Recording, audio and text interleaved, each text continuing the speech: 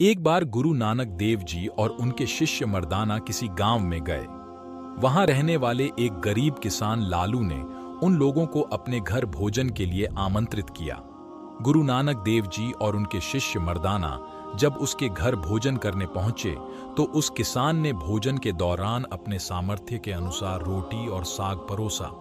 लेकिन जैसे ही गुरु नानक देव जी और उनका शिष्य भोजन शुरू करने वाले थे, उसी समय गांव के जमींदार मलिक भागू का सेवक वहां आया और कहने लगा कि आप दोनों को मेरे मालिक ने भोजन के लिए आमंत्रित किया है।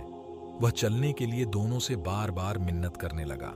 ये देखकर गुरु नानक जी लालू की रोटी अपने साथ लेकर मर्दाना के साथ जमींदार के घर चले गए। गुरु नानक जी के पहुंचते ही जमींदार मलिक भागू ने उनका खूब आदर सत्कार किया और भोजन परोसने की शुरुआत की। भोजन के दौरान जमींदार ने दोनों के सामने कई तरह के पकवान परोसे, लेकिन दोनों ने भोजन करने की शुरुआत नहीं की। इस पर जमींदार ने गुरु नानक जी से पूछा कि आप मेरे निमंत्रण पर आने में इतना संकोच क्यों कर रहे थे और अब भोजन करने में संकोच कर रहे हैं। उस गरीब किसान की सूखी रोटी में ऐसा क्या स्वाद है जो मेरे पकवान में नहीं। जमींदार की ये बात सुनकर गुरु नानक देव जी पहले कुछ नहीं बोले।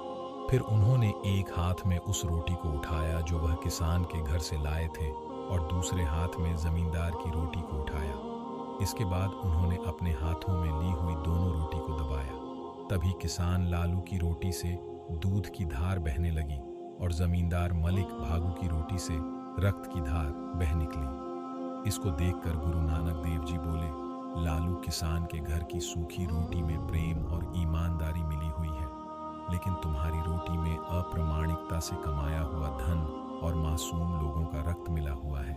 इस बात का प्रमाण सामने है। इसी वजह से मैं लालू किसान के घर भोजन करना चाह रहा था। गुरु नानक देव जी की यह बात सुनकर जमींदार उनके पैरों में गिर गया और बुरे कर्म त्याग कर अच्छा इंसान बनने की राह पर चल पड़ा।